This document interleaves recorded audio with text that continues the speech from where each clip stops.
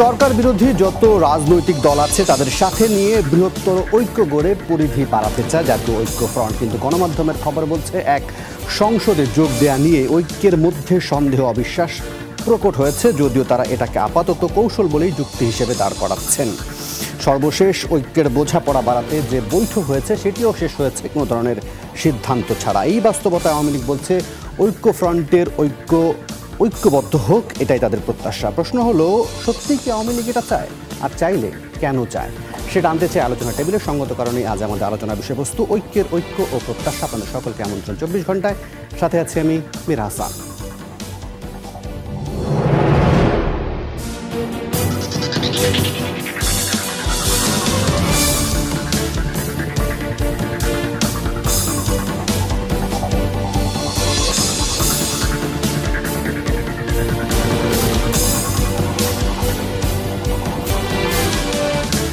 আজ আলোচনার জন্য আমরা আমাদের স্টুডিওতে 3 অতিথিকে আমন্ত্রণ জানিয়েছি। তাদের সাথে পরিচয় করিয়ে দিতে চাই। আমার ডান পাশে আছেন বাংলাদেশ আওয়ামী লীগের সংস্কৃতি বিষয়ক সম্পাদক জনাব অসীম কুমার উকিল এমপি। আপনাকে স্বাগত জানাচ্ছি 24 ঘন্টা। আমাদের সাথে আছেন বিএনপির vice chairman advocate Ahmed Azam Khan, আপনাকেও স্বাগত। একই সঙ্গে স্বাগত জানাচ্ছি বাংলা ভিশনের হেড অফ নিউজ মুস্তফা ফিরোজকে। আমি আলোচনা শুরু করতে চাই অ্যাডভোকেট আহমেদ আজম খান, আপনাকে দিয়েই।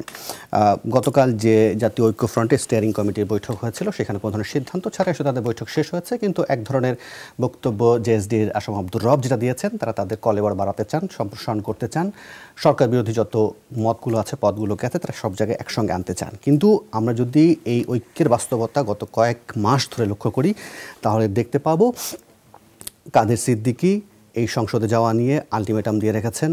বিএনপি তার 20 দলের মধ্যে এক ধরনের টানাপোড়েনে আছেন। অলি আহমেদ হুঙ্কার দিচ্ছেন। এর মাঝখানে বিজেপির আন্দালিব রহমান পার্থ ছেড়ে চলে গেছেন। সেই বাস্তবগুলোকে সামনে নিয়ে এখন এই ঐক্য আসলে কতটা সম্প্রসারণ করা সম্ভব বাস্তবতার নিরিখে, আর বাড়িয়েই বা কী করবে? আপনাকে অনেক অনেক ধন্যবাদ। সম্মানিত দর্শক, স্বাগতম। দেখুন, ঐক্যের পরিধি যদি জাতীয় ঐক্য জোট বাড়াতে চান, আর সেখানে যদি আমার দল বাংলাদেশ জাতীয়তাবাদী দলও সম্পৃক্ত থাকেন, তাহলে দলীয় একজন কর্মী হিসেবে আমি অবশ্যই তার সাথে একমত থাকব। তবে আমার ব্যক্তিগত মতামত হলো, চিন্তা এবং বিশ্লেষণ হলো যে এখন দেশটা যে অবস্থায় চলে গেছে, দেশের নির্বাচন ব্যবস্থা ভেঙে গেছে, দেশের সকল সাংবিধানিক প্রতিষ্ঠান ভঙ্গুর হয়ে গেছে, দেশের সকল গণতান্ত্রিক প্রতিষ্ঠান ভঙ্গুর হয়ে গেছে, দেশের অর্থনীতি সবচেয়ে কঠিন সময় পার করছে। সার্বিকভাবে বলা যায় দেশ একেবারে খাদের মাঝখানে ডুবে যাওয়ার অবস্থায়। আর এখান থেকে উঠিয়ে আনতে হলে যে বিষয়টি দরকার, সেটা হলো যে সারা দেশের সকল, অর্থাৎ এই ক্ষমতাসীন জোট ছাড়া সারা দেশের সকল দেশপ্রেমিক রাজনৈতিক শক্তির ঐক্য দরকার সমগ্র জাতির। এটা কি পরিষ্কার? সেজন্যে এটা কি পরিষ্কার যে ঐক্যবদ্ধ হবার পর কি করতে চায় জাতীয় ঐক্য, মানে কি ধরনের আন্দোলন করতে চায় বা কি আদায় করতে চায়, সেটা কি নিজেদের মধ্যেই পরিষ্কার? আমি একটু বলি। আর সেজন্যই আমি মনে করি যে এক সময়ে জোটের রাজনীতির বাস্তবতা ছিল জোটের রাজনীতি, জোটের নির্বাচন, জোটের আন্দোলন। কিন্তু আমি আমার ব্যক্তিগত মতামতে মনে করি যে এই মুহূর্তে সেই বাস্তবতাটা নেই।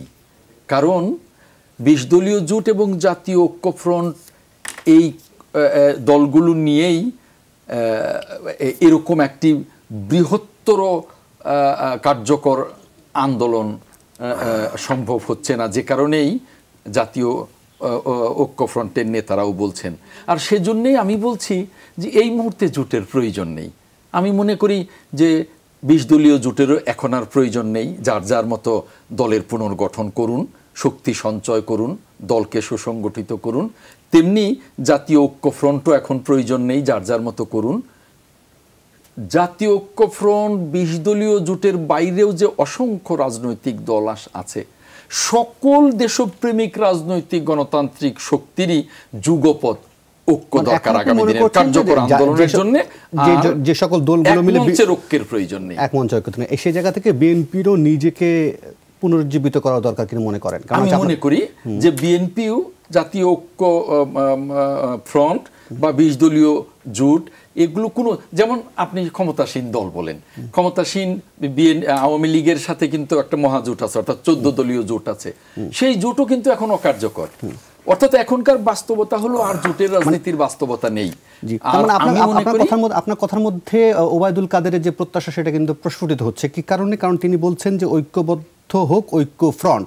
আপনি যদি মনে করেন যে সবাই সবার জায়গা থেকে নিজের কাজটা করুক, তাহলে তার মধ্যে তো ঐক্যবদ্ধ হওয়ার সুযোগ থাকছে না, সবাই সবার জায়গা থেকে আলাদা আলাদা হয়ে যাচ্ছে। যুগপৎভাবে ঐক্যবদ্ধ হবে, কারণ হলো যে আগামী দিনে দুটো পথ আছে। বাংলাদেশকে এই ধ্বংসস্তূপ থেকে তুলে আনতে হলে সরকার যদি উদ্যোগ নেয়, সরকার যদি অনুভব করে যে আমরা কিভাবে আছি, আমরা 14 5 জানুয়ারি কি ঘটনা ঘটিয়ে 5 বছর ছিলাম, আবার নতুন মেয়াদে কি ঘটনা ঘটিয়ে আমরা আবার 5 বছর থাকতে চাই, এভাবে তো একটা রাষ্ট্র চলতে পারে না। রাষ্ট্র তো অকার্যকর হয়ে যাচ্ছে। আমি বলছি দুটো জিনিস, যদি সরকার এটা মনে করে যে না এখনই দরকার যে এই ধ্বংসস্তূপ থেকে রাষ্ট্রটাকে উদ্ধার করতে হলে সরকারি উদ্যোগ নেবে, যে সকল রাজনৈতিক মনে করে দেশ উন্নয়নের ধারায় আছে, সেখানে আপনি ধ্বংসস্তূপ মানে কি কারণে সরকার মনে করবে এটা? এই জন্যই মনে করবে যে আওয়ামী লীগ মুখে যতই বলুক, আওয়ামী লীগও জানে, তারা তো সরকারে আছে, তারা জানে যে আজকে দেশের বা রাষ্ট্রের কি অবস্থাটা। কাজেই দুটো পথ, একটা হলো যে সরকার যদি মনে করে এই মুহূর্তেই রাজনৈতিক দলগুলোর সাথে আলোচনা করে একটা সুস্থ রাজনীতির চর্চা করা, দেশনেত্রীকে মুক্তি দেয়া, নতুন নির্বাচনের ব্যবস্থা করা, গণতন্ত্রকে প্রাতিষ্ঠানিক রূপ দেবার জন্যে এখনকার বন্ধাত্ব থেকে বের করে আনা এবং সকল সাংবিধানিক প্রতিষ্ঠানকে স্বাধীনভাবে চলতে শুরু করতে দেয়া। আর যদি তা না করে তাহলে পথ আরেকটা আছে, সেটা হলো যে সকল দেশপ্রেমিক রাজনৈতিক শক্তিকে সাথে নিয়ে এবং সারা জাতিকে সাথে নিয়ে একটা গণ বিপ্লবের প্রস্তুতি গ্রহণ করা। আর সেজন্য কিন্তু ২০ দলীয় জোট আর জাতীয় ঐক্য ফ্রন্ট শুধু এই দুটি জোটই না, আমি মনে করি সকলকে দরকার। আর সেজন্যই আমি এই জোটের প্রয়োজনীয়তা অনুভব করছি না। সকলেই আগামী দিনে প্রস্তুতি গ্রহণ করবে এবং যুগপৎ ঐক্য হবে, জোট হবে না। আপনি শুনছিলেন আহমেদ আজম খান যেটা বলছেন যে প্রথম পথটা, আপনি কি মনে করেন সেই ধরনের মানে একটা আলোচনার ক্ষেত্র তৈরি করা, বা যেভাবে তিনি বলছেন যে বিভিন্ন প্রতিষ্ঠানগুলো ধ্বংস হয়ে গেছে, আপনি কি সেটা মনে করেন যে আসলে এখন আওয়ামী লীগ আসলে বিভিন্ন রাজনৈতিক দলের সাথে বসে বসে আলোচনা করার মতো কোনো বাস্তবতা বা কোনো প্রেক্ষাপট বা কোনো ধরনের চাপ তৈরি হয়েছে কিনা? এটা একটু জানতে চাইবো। দ্বিতীয়টা জানতে চাইবো যে ঐক্য ফ্রন্টের ঐক্যবদ্ধ হোক, তাদের মধ্যে সমন্বয় হোক, একটা বিরোধী দল গণতন্ত্রের জন্য স্বাস্থ্য ভালো রাখে, এরকম একটা মতামত দিচ্ছে আওয়ামী লীগের সাধারণ সম্পাদক ওবায়দুল কাদের। কেন তার মনে হচ্ছে যে ঐক্য ফ্রন্টকে ঐক্যবদ্ধ থাকা উচিত? আপনাকে ধন্যবাদ। এই মধ্যরাতে যারা টেলিভিশনের সামনে বসে আজকের এই টক শো দেখছেন, ঐক্য প্রত্যাশা শীর্ষক আলোচনা সভা দেখছেন, তাদের সকলকে অভিনন্দন, শুভেচ্ছা। আসলে আহমদ আজম ভাই অনেকগুলি কথার মধ্যে বলেছেন, সবগুলি নিয়ে আলোচনা করে শেষ করা যাবে না, আবার আলোচনার বাইরেও যাওয়া যাবে না, আলোচনা তো করতেই হবে। আমাদের যে রাজনীতির অভিজ্ঞতা 80-র দশক, আমি মুস্তফা ফিরোজ আজম ভাই আমাদের ইমিডিয়েট সিনিয়র, তাও আমরা যে রাজনীতিগুলি করেছি, আপনিও আমাদের মিছিলের পিছনে পিছনে ছিলেন, সামনের সাইতে না থাকলেও বোঝাই যায়। আমরা কিন্তু এটা ঐক্যের জায়গা থেকে আমরা রাজনীতিগুলি হাতে করে নিয়েছি। খুব মানে আমরা সর্বদলীয় ছাত্র ঐক্য একটা বড় ঐক্য ছিল, যে ঐক্যটা দেশের সামরিক শাসন, স্বৈর শাসন, জঙ্গি শাসন বিরোধী আন্দোলনের নেতৃত্ব দিয়েছে। এটা পর্যায়ে 90 আমরা সারা দেশের মানুষগুলিকে একটা প্ল্যাটফর্মে দাঁড় করে অগ্রসর হয়েছি। ঐক্য সবসময় ভালো জিনিস। আমরা এই সময় স্লোগানটাও দিয়েছি, আমার মনে আছে বক্তৃতা বলতো যে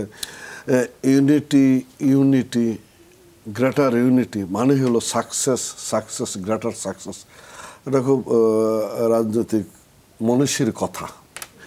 যত বড় ইউনিটি তত বড় সাকসেস আসে। এখন যদি বড় ইউনিটি হয়ে যায়, বড় ঐক্যবদ্ধ, সেটা তো আওয়ামী লীগের জন্য সুখকর হওয়ার কথা নয়। না, আমি তো অসুখের আলাপ করতেছি না, সুখের আলাপই করছি আর কি, নিঃসন্দেহে। কিন্তু কথাটা হচ্ছে যে সেই ঐক্যটা কিসের হবে? আমরা যখন সর্বদলীয় ছাত্রকে গঠন করেছি বা তার আগে ছাত্র সংগ্রাম পরিষদ ছিল, সুনির্দিষ্ট রাজনীতির ভিত্তিতে ঐক্যটা হয়েছিল। আজকের দিনেও যে আলোচনাগুলি হচ্ছে আর কি, যে বিতর্কগুলিও আছে, মান্না ভাই একরকম বলছে, রব ভাই আর একটা বলছে, না কাদের সিদ্দিকী একটা বলছেন, মির্জা ফখরুল সাহেব একটা বলছেন, সমস্ত কথাগুলোই কিন্তু রাজনীতি। আবার বিএনপি অবশ্য তালা দিচ্ছে ছাত্র দলের পোলাভান যে ছাত্র রাজনীতিতে বয়স টানা যাবে না। সব কিন্তু রাজনীতির বিষয়, এখানে অরাজনৈতিক কিছু আসছে না। আমার কাছে সুখের সংবাদ হলো যেটা যে ছাত্রলীগের সমস্যাও আছে, পদমর্যাদারা কি করেছেন সেটা তো জানেন, সেগুলো সবই কিন্তু রাজনীতির। যে কথাগুলি বলছে ছাত্রলীগ, এগুলো রাজনীতির কথা। আমি বলছি আমার কাছে সুখের খবর হলো রাজনীতিটা আসতেছে, অরাজনৈতিক কোনো বিষয় না। রাজনীতিটা আসছে, রাজনীতিগুলি আলোচনা করতেছে। আবার যখন আহমদ আজম ভাই বলে আর কি যে সকল দেশপ্রেমিক রাজনৈতিক শক্তির ঐক্যবদ্ধ চাই, সকল দেশপ্রেমিক রাজনৈতিক শক্তি, টোনটা হলো সামরিক শাসকদের, স্বৈর শাসকদের, জান্তা শাসকদের। যখন ভোরের বেলায় দেশ এবং জাতির উদ্দেশ্যে ভাষণ দেয়, তখন শুরুটাই করে দেশ এবং জাতির একটি বৃহত্তর রাজনৈতিক প্রয়োজনে আমরা আজকে এখানে এসে দাঁড়িয়েছি। দেশের সকল দেশপ্রেমিক রাজনৈতিক শক্তির ঐক্যবদ্ধ অবস্থান আহ্বান করে আর কি। এটা অবশ্য মানে একটা অ্যালার্মিং ব্যাপার। আমি একটু শঙ্কিত হই বিষয়টা নিয়ে, যদিও আমি বলছি যে সমস্ত ঐক্যগুলোই ভালো। তার মধ্যে বাংলাদেশ স্বাধীনতার পর প্রথম অর্থনীতি মুক্তির লক্ষ্যে আমাদের ঐক্যবদ্ধ প্ল্যাটফর্ম ছিল বাংলাদেশ কৃষক শ্রমিক আওয়ামী লীগ, সংক্ষেপে বাকশাল। এটিও অর্থনীতি মুক্তির লক্ষ্যে একটা ঐক্যবদ্ধ প্ল্যাটফর্ম। ৭৫ বাংলাদেশে যখন আবার মানে চাকাটা ঘুরে দেওয়া হলো, তখন কিন্তু আস্তে আস্তে 15 দল হয়েছে। 15 দল মাঝখানে ভেঙে গেছে, 8 দল 7 দল হয়েছে, সর্বদলীয় ছাত্র ঐক্য হয়েছে, ছাত্র সংগ্রাম পরিষদ হয়েছে। আপনার 90 রাজনীতিতেও আমরাও সবসময় একসাথে হয়েছি। আজকেও আমরা 14 দল আছি জোট, আবার মহাজোট আছে জাতীয় পার্টিকে সাথে নিয়ে। এই জায়গাগুলি সবসময় ভালো জায়গা। সেই জায়গায় কি সবাই ভালো আছে? 14 দল বলেন বা মহাজোটের কথা, যে ধরেন বলা হচ্ছে যে বিএনপি ভালো নেই, কিন্তু আওয়ামী লীগ আমি কিন্তু বিএনপি ভালো নেই কথাটা বলি না। আমি বলছি যে বিএনপির যে জোটটা এখন একাদশ জাতীয় সংসদ নির্বাচনকে ঘিরে বাংলাদেশের রাজনীতির যে মেরুকরণ হয়েছে, একদিকে যেমন আমার নেত্রী মাননীয় প্রধানমন্ত্রী শেখ হাসিনার নেতৃত্বে একটা প্ল্যাটফর্ম, ঠিক তেমনি ডক্টর কামাল হোসেনের নেতৃত্বে মির্জা ফখরুল, কাদের সিদ্দিক, এরা একটা আরেকটি প্ল্যাটফর্ম। এই প্ল্যাটফর্মটা রাজনীতির মেরুকরণগুলি শুরু করেছে, যা আজও আছে। নিঃসন্দেহে এটা সুখবর যে প্ল্যাটফর্মটা একাদশ জাতীয় সংসদ নির্বাচনকে ঐক্যবদ্ধ হওয়ার ক্ষেত্রে, পার্টিসিপেটরি হওয়ার ক্ষেত্রে সহযোগিতা করেছে। আজকের দিনে দাঁড়িয়ে আজকের পার্লামেন্টে যে আলোচনাগুলি হয়েছে, এটা পার্লামেন্টকে সচল করার স্বার্থে আলোচনাগুলি হচ্ছে। এটি সবই ভালো জিনিস। এবং বিতর্কটা আছে রাজনীতি অরাজনৈতিক বিষয় আছে বলে বিতর্কটা আছে। চূড়ান্ত বিচারে আমরা এই জায়গাটা রাজনীতিতে টেনে নিয়ে যাচ্ছি কিনা সেটা। আপনার 15 দলের 14 দলের কথা বলছেন, সেখানে প্রত্যাশা ভাবতির জায়গায় ফারাক থাকতেই পারে বা ফারাক আছে বলেই সন্তোষ অসন্তোষের বিষয় আছে। একটা জায়গায় দাঁড়িয়ে কিন্তু আমরা কথাগুলো বলছি। মুস্তাফিজুর বিশ্লেষণটা কেমন, যেভাবে ব্যাখ্যা করছিলেন অসীম কুমার উকিল, যে রাজনীতির মতো চলছে, আসলে কি রাজনীতির মতো চলছে, না দেখি পলিটিক্যাল ডিপ্রেশন বা রাজনীতির বিষণ্ণতা চলছে? হ্যাঁ, সত্যি কথা বলতে কি একটা ক্রান্তিকাল একটা আমরা অতিক্রম করছি লম্বা সময় ধরে। অসীম দা জানে যে আমরা ওই সময় এরশাদ সামরিক শাসন বিরোধী যে একটা আন্দোলন, সেই আন্দোলনে আমরা সক্রিয় অংশ নিয়েছিলাম এবং তখন লক্ষ্য ছিল যে সামরিক শাসনের অবসান হবে এবং গণতান্ত্রিক শাসন ব্যবস্থা উন্মুক্ত হবে। কিন্তু ঘটনাক্রমে এরশাদ পরবর্তী সময়ে যে রাজনৈতিক দলগুলো আসলো, এরশাদ বিরোধী আন্দোলনের দুই শক্তি বিএনপি এবং আওয়ামী লীগ, তারা পারস্পরিকভাবে ক্ষমতার দ্বন্দ্বে এমনভাবে জড়িয়ে গেল যে পরে বিষয়টা হলো যে সামরিক শাসনের বিরোধী যে মানুষের মধ্যে যে গণতান্ত্রিক আকাঙ্ক্ষাটা যেটি গড়ে উঠেছিল, সেটা একদম ধূলিসাৎ হয়েছে। এবং সেই দায় কিন্তু আসলে আওয়ামী লীগ বা বিএনপি কেউ এড়াতে পারে না। আপনি হয়তো কেউ হতে পারে 60%, 80%, কিন্তু সবারই দায় আছে। যেমন যে দায় নিয়ে আমরা দুটি যে নির্বাচনটা আমরা পার করলাম, সেটা তো কোনোভাবেই আমাদের কাছে প্রত্যাশিত না।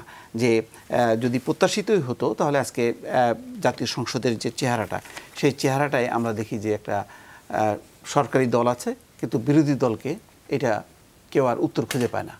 মানে এখন জাতীয় পার্টির নেতৃত্বে যে বিরোধী দল আছে এটা কি বিরোধী দল নাকি সরকারি দল নাকি বানানো বিরোধী দল, এরকম একটা প্রশ্নটা যদি সত্যিকার অর্থে একটা গণতান্ত্রিক কাঠামোর মধ্য দিয়ে দেশটা অতিবাহিত হতো এবং দুই দলই যদি একটা রাজনৈতিক চর্চা দ্বন্দ্ব সংঘাতের মধ্য দিয়ে এগোতো, তাহলে হয় বিএনপি ক্ষমতায় থাকতো অথবা আওয়ামী লীগ ক্ষমতায় থাকতো, অন্য পক্ষ বিরোধীতে থাকতো। কিন্তু আমরা দেখছি একদম সম্পূর্ণ সেই এরশাদ সামরিক শাসন বিরোধী যে দলকে, যে শাসনকে আমরা পরাস্ত করলাম, এখন তাকে টেনে নিয়ে আরেকটি সেই আন্দোলনের একটি শক্তি এনে বলছে এটা হচ্ছে বিরোধী দল। কিন্তু কার্যত সেটা বিরোধী দল না, সেটা সবাই জানে। সেটা এখন আপনি যদি বলেন যে না জাতীয় সংসদ নির্বাচনের মধ্যে তাই তো প্রমাণিত হয়েছে, সেটা বলতে পারেন, কিন্তু আপনি জোর করে চাপিয়ে দিলেই তো হবে না। বাস্তবতাটা হলো যে আমাদের এই সংসদটা 2014 সালেও আমরা একটা ভালো পূর্ণাঙ্গ একটা সংসদ পেলাম না। সে বিএনপির বয়কট হোক, বর্জন হোক, আগুন সন্ত্রাস যাই হোক না কেন, বাস্তবতা হলো যে একটা অকার্যকর একটা সংসদ পেয়েছিলাম ওই সময় 14। আবার একই অবস্থায় সব রাজনৈতিক দল অংশ নেওয়ার পরেও যেই পরিস্থিতির মধ্য দিয়ে যেই সংসদটা গঠিত হলো, সেই সংসদে আমরা জাতীয় পার্টিকে বিরোধী দল হিসেবে পাচ্ছি। তার মানেটা কি? তার মানে হচ্ছে এখানে গণতন্ত্রের একটা শূন্যতা। মানে একেবারেই এই একাদশ জাতীয় সংসদকে কি উপেক্ষা করার সুযোগ আছে কিনা? কারণ এখন শেষ মুহূর্তে তো বিএনপিও যোগ দিল সেখানে। আমি উপেক্ষা বলছি না, কিন্তু এটা সংকট। এই যে যোগ দেওয়াটা আজকে কবে যোগ দিল, এই যোগ দেওয়ার পর্বটা আমরা তো সবকিছু জানি। তার মানেটা কি? ইচ্ছার বিরুদ্ধে। তার মানে একটা স্বতঃস্ফূর্তভাবে যে আমরা সামরিক শাসন, স্বৈর শাসন থেকে মুক্ত হয়ে গণতন্ত্রকে বিকশিত করার মধ্য দিয়ে অর্থনৈতিক উন্নয়ন ত্বরান্বিত করব, সেই যে একটা কম্পিটিশন, যে রাজনৈতিক আদর্শিক একটা দ্বন্দ্ব সংঘাতের মধ্য দিয়ে যে দেশটা এগোবে, গণতন্ত্র এগোবে, সেইটা কি হচ্ছে? সেটা তো হচ্ছে না। এক পক্ষ আরেক পক্ষকে নিশ্চিহ্ন করার মধ্য দিয়ে যেটা এগোনো, তার মধ্য দিয়ে যে সংসদ পাওয়াটা, সেটা কি আমরা সেই এরশাদ সামরিক শাসন বিরোধী যে আন্দোলন আমরা যারা করেছিলাম, সেটা কি আমাদের এই স্বপ্ন ছিল? 2014 এবং 2018 এই নির্বাচনকে আমাদের প্রত্যাশা ছিল, বা তখন আমরা কখনো কল্পনা করেছি? নিশ্চয় করিনি। তার মানে হলো এখানে একটা বড় ধরনের একটা রাজনৈতিক একটা শূন্যতা বা কাল একটা অতিবাহিত করছে। সুতরাং এই অবস্থায় আমি মনে করি যে কোন ফরম্যাটে রাজনৈতিক দলগুলো সংগঠিত হবে সেটা আমার জানা নেই, সেটা আহমেদ আজম ভাই বলছে। তবে আমি মনে করি এখানে যেইটা হলো যে একটা সুনির্দিষ্ট লক্ষ্য এবং সেই লক্ষ্যের ভিত্তিতে একটা রাজনৈতিক সাংগঠনিক একটা অবস্থানটা স্পষ্ট। আপনি একজন সাংবাদিকের দৃষ্টি থেকে এটা স্পষ্ট হচ্ছে, যেটা হচ্ছে অসীম কুমার উকিল বলছিলেন যে আসলে যে লক্ষ্যটাকে সামনে রেখে সবাই ঐক্যবদ্ধ হবে, সেই জায়গা থেকে তার মনে হচ্ছে যে এক একজন এক এক রকমের কথা। ডক্টর কামালের এক রকমের কথা, আসম আব্দুর রবের এক রকমের কথা, কাদের সিদ্দিকীর এক রকমের কথা, মাহমুদুর রহমান মান্নার এক রকমের কথা, চারজনের চার রকমের কথা। সেটা তো বিরোধী শক্তি বা বিরোধী অবস্থানটাকে তো নষ্ট করছে বা ক্ষুণ্ণ করছে, এটা তো ক্ষতিগ্রস্ত করছে, এটা তো কাঙ্ক্ষিত না। তাদের দরকার ছিল যে নির্বাচন পরবর্তী সময় পর থেকেই নিজেদের মধ্যে একটা ডায়ালগ শুরু করা, যে পরবর্তী করণীয়টা কি। অবশ্যই আমি মনে করি যে সংসদে যোগ দেওয়ার সিদ্ধান্তটা তাদের এখন না, এইভাবে বাধ্য হয়ে একেবারে চাপের মধ্যে পড়ে সংসদে না, তাদের শুরুতেই দরকার ছিল যে একটা বা দুইটা যে কয়টাই হোক না কেন অবশ্যই সংসদে পাঠাতে হবে, সংসদের বাইরেও তাদের রাজনৈতিক অবস্থান, সেই লক্ষ্যটা তারা নিতে পারেনি।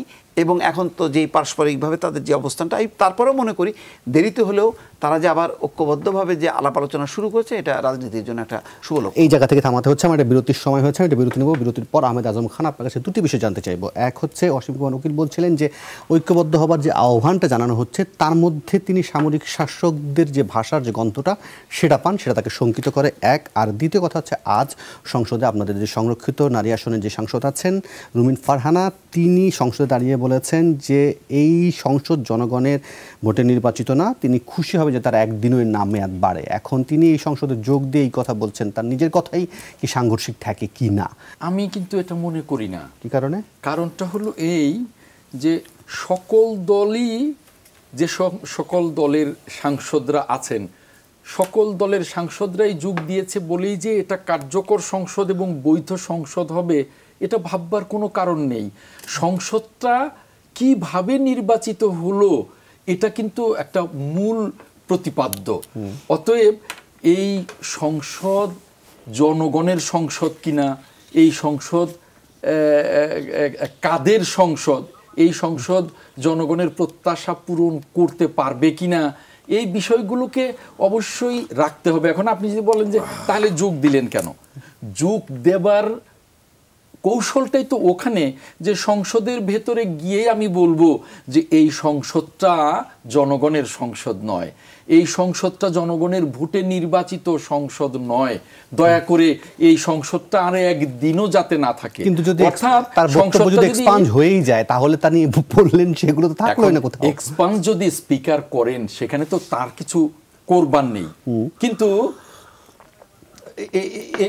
তিনি যেটা মনে করেছেন সেটা কিন্তু সংসদে বলেছেন, এবং এ বলাটা কিন্তু 20 কোটি মানুষের কথা বলা। এখন তিনি 5 বছরের জন্য শপথ নিয়েছেন, তিনি চান না আর একটা দিনও সংসদে তিনি বসুন।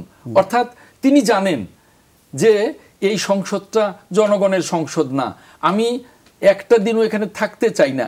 এই যে তার অবস্থানটা, তার বিবেকের দংশন, এই দংশনটা যদি সরকারের না হয় তাহলে রাষ্ট্র কোথায় চলে যায়?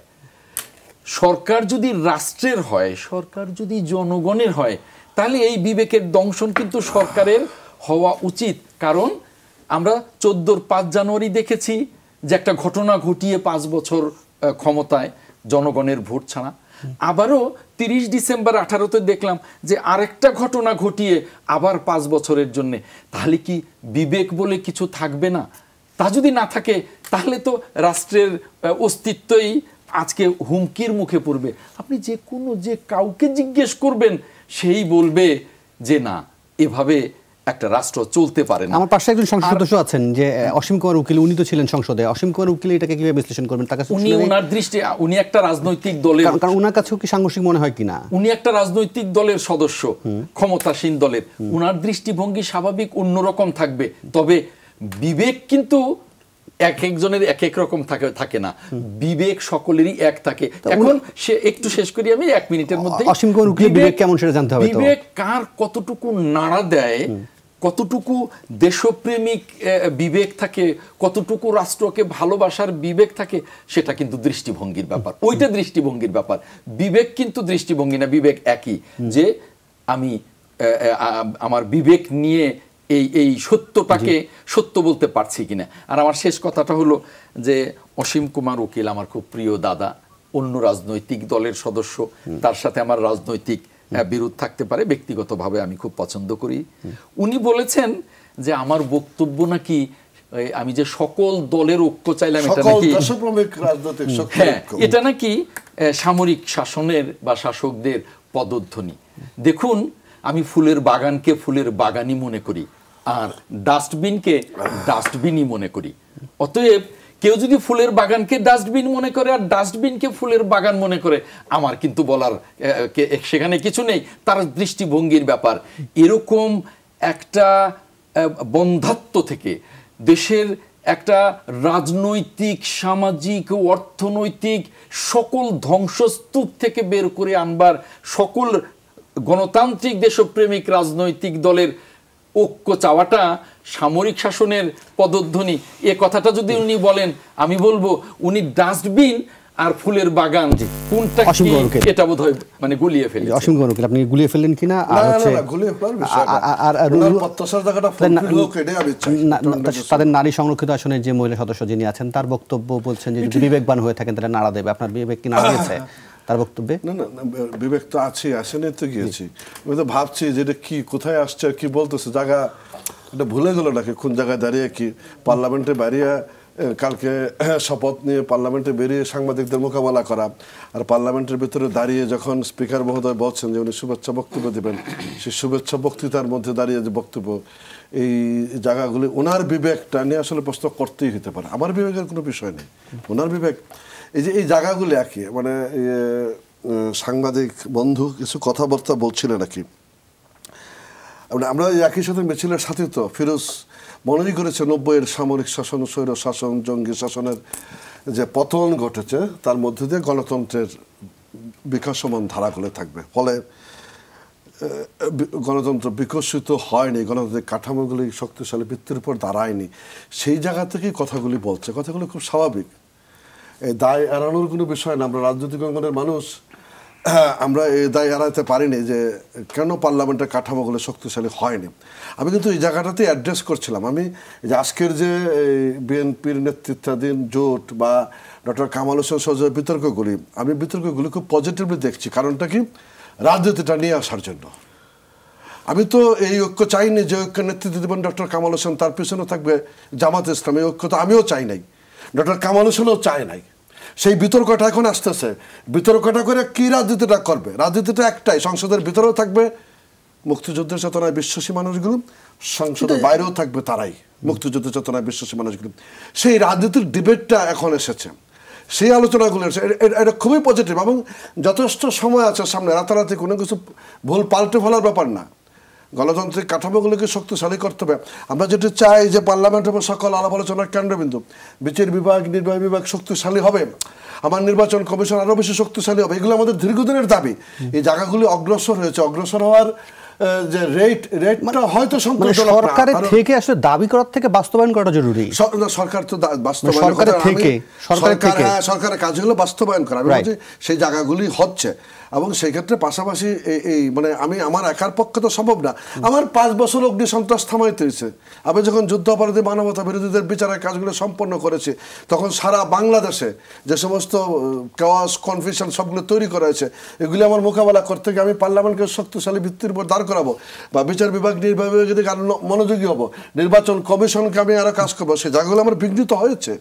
আমার সেই জায়গাগুলি মেনে নেয়া, আর যদি সেটা না থাকতো, আমি বলছি যে এই জায়গাগুলি যদি আরো সহজ হবে। আজকের যে জামাত বিএনপির যেটাকে আপনারা বলছেন আগুন সন্ত্রাস, সেটাকে থামাতে গিয়ে এই কাজগুলো বিঘ্নিত হলো। হ্যাঁ, হলো না? আমার তো স্বাভাবিক দৈনন্দিন কাজকর্ম বিঘ্নিত হচ্ছে, তো হয়েছে, সাংঘাতিকভাবে হয়েছে। এগুলি তো অস্বীকার করার কোনো উপায় নাই। আমাকে অনেক বেশি মনোনিবেশ করতে হয়েছে। গভর্নমেন্টের থেকে ওই দুটো পার্ট এত শক্তিশালী যে গভর্নমেন্টের থেকে দুইটি পার্ট তো শক্তিশালী ইয়ার বিষয় না। তাহলে ওই দুটোকে থামাতে গিয়ে এগুলো কাজগুলো করা গেল না। কয়েকজন সামরিক অফিসারই কিন্তু বঙ্গবন্ধুকে হত্যা করছে। হোল সামরিক শাসক না, হোল সামরিক বাহিনীর লোকজন না, 5 জন লোকই যথেষ্ট। তো আমার তো ওই জায়গাটাকে অ্যাড্রেস করতে হয়েছে এবং সেজন্য আমাকে কাজ করতে হয়েছে।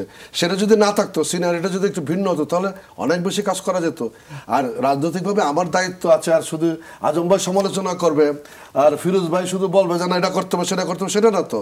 বা কারণ দায়িত্বটা সকলেরই। সরকারি দল হিসেবে আমার দায়িত্ব বেশি, বা সরকারি দলের দায়িত্বটা সবসময় বেশি সরকারি দলের, কিন্তু অপর রাজনৈতিক দলগুলোরও সে দায়িত্বটুকু আছে। সেই জায়গাগুলিতে আমরা অগ্রসর হতেছি। আমি মনেই করি যে গণতান্ত্রিক কাঠামোগুলি ফিরোজে ভাইয়ের প্রত্যাশা মতো শক্তিশালী হয় নাই, সুদৃঢ় ভিত্তির উপর দাঁড়ায়নি। দাঁড়ানোর জন্য আমরা সবাই মিলে কাজ করেছি এবং এর মাঝখানেও কিছু কিছু ঘটনা ঘটে যা কোনো মতেই কারো কাঙ্ক্ষিত হতে পারে না। কিন্তু আজকের পার্লামেন্টে সামগ্রিকভাবে আমি হ্যাপি, কারণ এটা প্রাণবন্ত আলোচনার জায়গা তৈরি হয়েছে। সকল রিপ্রেজেন্টেশনগুলি আছে। সংখ্যায় কতজন সেটা একটা ভিন্ন প্রেক্ষাপট। আমরা সংখ্যায় অনেক কম নিয়ে আমরা যাতায়াত করেছি। আবার 76টা দল নিয়ে রব্বাই বিরোধী দলের নেতা হয়েছিল। সেই আলোচনাগুলি করা দরকার নাই। বাট মানে আমরা গণতান্ত্রিক প্রক্রিয়ায় আমরা রাজনীতিগুলো এগিয়ে নিয়ে যেতে চাই। আজকের দিনে দাঁড়িয়ে আমাদের প্রত্যাশা জায়গাগুলো এবং সমস্ত আলোচনাগুলো আমরা তাই করছি। এই পার্লামেন্টেও তার কাঙ্ক্ষিত লক্ষ্যে এগিয়ে যাবে। আপনার কি মনে হয় যে এই বক্তব্য যেগুলো সংসদে আসছে, এগুলো কি সাংঘর্ষিক মনে হয়, নাকি এটা তার বলা রাজনৈতিক অবস্থান থেকে বলা? বুঝতে হবে যে এখানে বিএনপির কিন্তু এখানে পার্টিসিপেশনটা কিন্তু একটা একেবারেই প্রতীকী। কারণ একটা পূর্ণাঙ্গ রাজনৈতিক দল, তার যে একটা, আপনি চিন্তা করেন না, মানে আওয়ামী লীগ বিএনপি মানে ক্ষমতায় থাকা দল, অথবা যদি ক্ষমতায় নাও থাকে একেবারে ক্ষমতার কাছাকাছি, অর্থাৎ প্রধান বিরোধী সারিতে থাকা, দুইটার কোনোটাতেই নাই। সেরকম একটা অবস্থানে সেখানে একটা প্রতীকী থাকবে। প্রতীকীটা কি? প্রতীকীটা হলো ওটাই, তাদের যে মূল কথাটা হচ্ছে যে এই নির্বাচনটা ঠিক হয়নি, এই নির্বাচনটা আমরা মানি না। সুতরাং ওই প্রতীকীভাবেই তাদেরকে পার্টিসিপেশন করা ছাড়া আপনি মনে করেন একেবারে সরকারের আইন প্রণয়ন থেকে শুরু করে কি মানে এটা তো তাদের তো এই কণ্ঠটা এত স্থমিত হবে, বা এটা মানে যাওয়া না যাওয়া সামিল হবে। সুতরাং আমি মনে করি যে দাবিটা মির্জা ফখরুল ইসলাম আলমগীর বা রুহুল কবির রিজভী প্রতিদিন সংসদের বাইরে যে কথাটা বলেন, সেই কথাগুলো তাদেরকে পার্লামেন্টে এসে প্রতিদিন বলা, তাদের যেই চাওয়াটা সেই চাওয়াটার উপরে থাকা ছাড়া আপনি এর কোনো বিকল্প নেই। মানে আপনি এমন একটা অবস্থান তৈরি হয়েছে যে সেখানে আপনি বিরোধী দল হিসেবে, মানে বিরোধী দলটাই তো নাই, এমন তো না যে জাতীয় পার্টি বিএনপির অধীনে এসে তারাও কয়েকটা মিলে যে ঠিক আছে আমরা পূর্ণাঙ্গভাবে আমরা অ্যাক্ট করি, সেরকমও কিন্তু অবস্থান না। সুতরাং এরকম একটা গোলমেলে অবস্থার মধ্যে একটা প্রতীকী পার্টিসিপেশন ছাড়া বিএনপির আমার ধারণা যে তাদের স্ট্র্যাটেজি হচ্ছে ওইটাই, যে তারা প্রতিদিন আসবে, প্রতিদিন বলবে যে এই সংসদ মানি না, এই আবার নতুন মানে প্রতিদিন আপনি কি মানে হলফ করে বলা যায় প্রতিদিন সুযোগ পাবে, সেটাও কি বলা যাচ্ছে যখন প্রয়োজনীয় সময় বিভিন্ন না, আমি বলছি বিভিন্ন পয়েন্ট অফ অর্ডার নিয়ে চলমান বিভিন্ন সমাজ জীবনে নানান রকম যে ঘটনাগুলো আছে সেইগুলো যেটা আমরা মিডিয়াতে আমরা আলোচনা করছি, পত্রপত্রিকায় উঠছে, সেই বিষয়গুলো তো রেজ করতে হবে, কিন্তু তাদের মূল লক্ষ্যটা হয়তো হবে যে ওইটাই যে আমরা নতুন নির্বাচন চাই, এই সংসদ মানি না। এর বাইরেও কি সবার সম্মিলিত বিরোধী মত হওয়ার সুযোগ আছে কিনা? জাতীয় পার্টি আছে, আমরা দেখছি ওয়ার্কার্স পার্টিকেও দেখছি, জাসদকেও দেখছি যে সরকার বিরোধী নানান ধরনের বক্তব্য দিচ্ছেন। দেখেন এটা আজ কি হবে আসলে বলা যায় না। আপনি একটা চিন্তা করেন, স্বাধীনতার পর অবিসংবাদিত নেতা হচ্ছে জাতির জনক বঙ্গবন্ধু শেখ মুজিবুর রহমান, তার বিপরীতে যে একটি রাজনৈতিক দল ছিল কি জাসদ। জাসদটা কি ছাত্রলীগের একটি অংশ ছিল, ছাত্রলীগ তা পূর্ণাঙ্গ না, একটা ভগ্নাংশ দিয়ে সেই জাসদ উঠে আসলো একটা প্রধান রাজনৈতিক শক্তি হিসাবে, যা ওই সময়ের শাসনকে ভিতটা কাঁপিয়ে তুলেছিল। অর্থাৎ এবং বিএনপির আপনি দেখেন যে আওয়ামী লীগ এরশাদ বিরোধী আন্দোলনেও আওয়ামী লীগের একটা বিশাল অবস্থান ছিল, তার বাইরে দ্বিতীয় অবস্থানে ছিল হচ্ছে বিএনপি। কিন্তু বেগম খালেদা জিয়ার আপসহীন নেতৃত্বের গুণে সে শুধু আন্দোলন করেনি, যেহেতু কোনো নির্বাচনে পার্টিসিপেট না করে আপসহীনভাবে এগিয়েছে, তার ফলাফল কিন্তু তারা পেয়েছে। এরশাদ পরবর্তী সময় তারা সরকার গঠন। সুতরাং রাজনৈতিক লক্ষ্য, কর্মসূচি, সংগঠন, নেতৃত্ব যদি ঠিক থাকে, তাহলে আপনার ওই জাতীয় সংসদে কার কতটা আসন বা সরকার কত বড় শক্তিশালী এগুলি কিচ্ছু আসা যায় না। রাজনৈতিক বাস্তবতা বা ভিত্তিটা আছে কিনা, জনগণের অবস্থানটা কি, জনগণ কি সত্যিকার অর্থে জনমত প্রতিফলন করতে পেরেছে কিনা এই 2018-র 30শে ডিসেম্বর নির্বাচনে, সেটা হলো বড় কথা। সেটা যদি আপনি বিশ্লেষণ করতে পারেন, অনুধাবন করতে পারেন, যদি মনে করেন যে না অধিকাংশ রাজনৈতিক জনগণ ভোট দিতে পারে নাই, ভোটের অধিকার থেকে বঞ্চিত হয়েছে এবং তারা হচ্ছে সত্যিকারের নির্বাচন হলে এই সরকার ক্ষমতায় থাকার কথা না, এইরকম যদি রাজনৈতিক বাস্তবতা আপনি অনুধাবন করতে পারেন, তাহলে আমি মনে করি যে একটা কার্যকর রাজনৈতিক আন্দোলন গড়ে তোলা সম্ভব। কিন্তু সম্ভব না যদি মাহমুদুর রহমান এক কথা বলেন, কাদের সিদ্দিকী এক কথা বলেন, আসম আব্দুর রব আর এক কথা বলেন, বা আন্দালিব রহমান পার্থ যদি আবার সটকে যান। এই জন্যই বলছি যে একটা প্ল্যাটফর্ম, একটা যুগপথ বলেন, ঐক্যবদ্ধ বলেন, একটা প্ল্যাটফর্মে আপনাকে ঐক্যবদ্ধ হতে হবে, কর্মসূচি দিতে হবে, এর কোনো বিকল্প নেই। আহমেদ আজম খান, যেটা বলছিলাম যে ধরেন জাতীয় ঐক্য বলেন বা বিএনপি বলেন, সবার কণ্ঠে একই জিনিস উচ্চারিত হচ্ছে, যেটা হচ্ছে নির্বাচনের দাবিতে আন্দোলন জোরদার করা হবে। এখন সেটা কবে হবে, মানে কত বছর ধরে আসলে বিএনপি কথা বলবে? আরো দেখুন, কার্যকর আন্দোলনের জন্য সকলেরই প্রস্তুতি দরকার। আন্দোলন কিন্তু হচ্ছে, আমরা কিন্তু আন্দোলনের ভেতরেই আছি। আমরা বলেছিলাম যে নির্বাচনটাও আন্দোলনের অংশ। আপনারা জানেন যে নির্বাচনটা হয়নি। আমার প্রিয় দাদা বললেন সংসদ হবে সকল রাজনীতির কেন্দ্রবিন্দু। সে কোন সংসদ? জনগণের ভোটে নির্বাচিত সংসদ, না জনগণকে ঠুটু জগন্নাথ বানিয়ে নিজেরা তৈরি করা সংসদ? অতএব এটা কিন্তু আমরা জানি। তারপরেও আমি বলবো যে এখনো আমাদের দেশনেত্রীকে কারাগারে রাখা হয়েছে 16 মাস। তিনি এদেশের সাবেক তিনবারের প্রধানমন্ত্রী, অথচ একজন নাগরিকের যে মৌলিক অধিকার আছে, সাংবিধানিক অধিকার আছে, সে অধিকারটুকু তার নেই। তা যদি থাকতো তাহলে এতদিন তিনি জামিন পেয়ে যেতেন। তো কাজেই এই অবস্থায় আমরা কিন্তু আন্দোলনের মধ্যেই আছি। এখন আপনার যে কথাটা, সেটা হলো একটা কার্যকর আন্দোলন।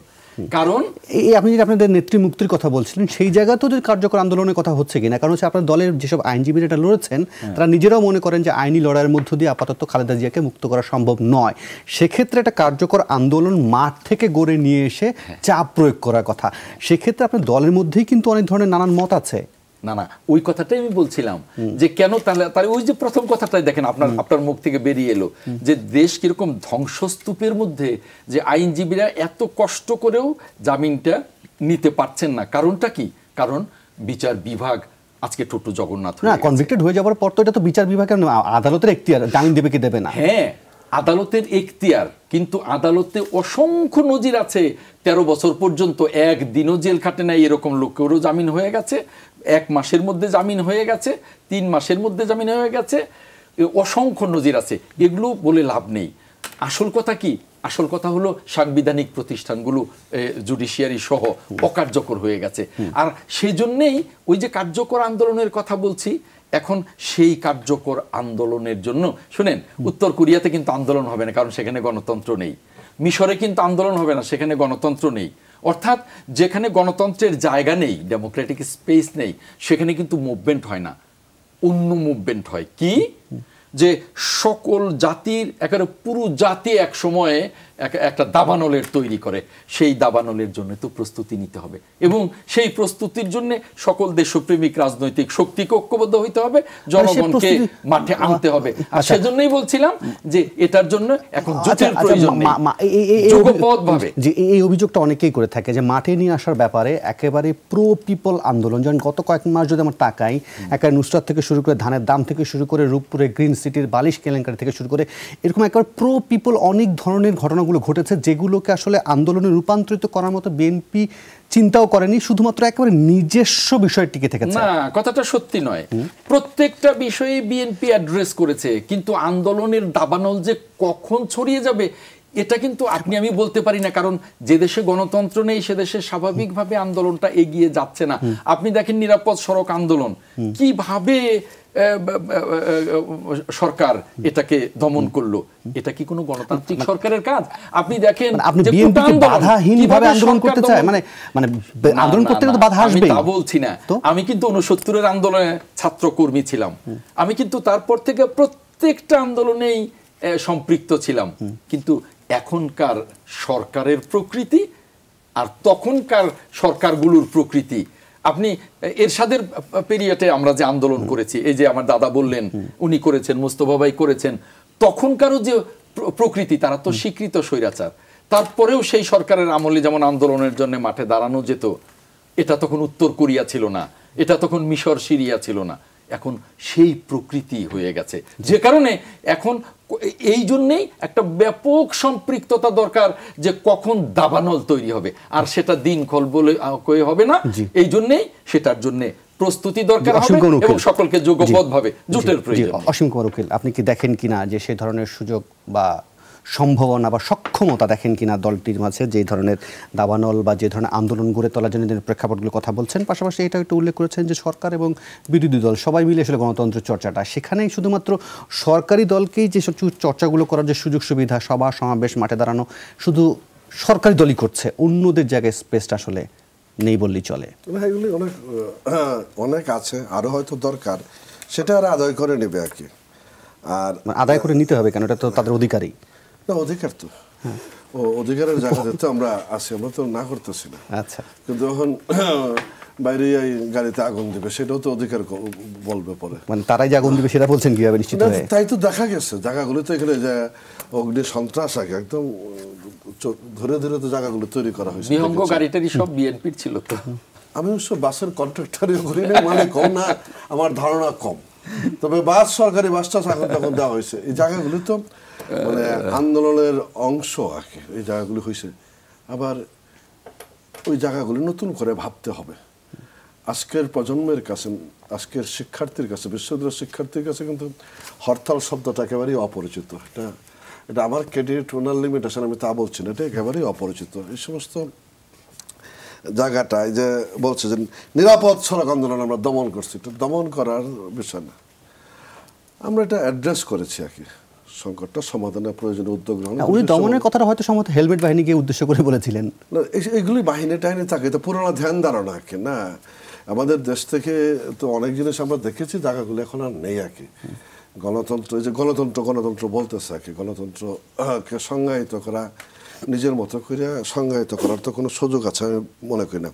তবে ওনাদের যে প্রত্যাশার জায়গাগুলি সেটা ভালো, এই শুভ ইচ্ছে নিয়ে তারা রাজনীতিটা করুক, সেটা চাই। হ্যাঁ, সেটা দেশের মানুষেরও প্রত্যাশার জায়গা, এখানে অপ্রত্যাশিত যেন কোনো কিছু না ঘটে। এবং আমি আবারও বলবো আর কি যে আজম ভাই রাও মুক্তিযুদ্ধের পক্ষের শক্তি হিসেবে দাবিদার, বিএনপির প্রতিষ্ঠাতা একজন মুক্তিযোদ্ধা, একজন সেক্টর কমান্ডার। হ্যাঁ, সেই জায়গাগুলিকে মানে মুক্তিযুদ্ধের পক্ষের শক্তির ক্ষমতায় থাকবে, রাজাকার সাহায্যে প্রধানমন্ত্রী হবে, এরকম কোনো ঘটনা যেন না ঘটে আর কি।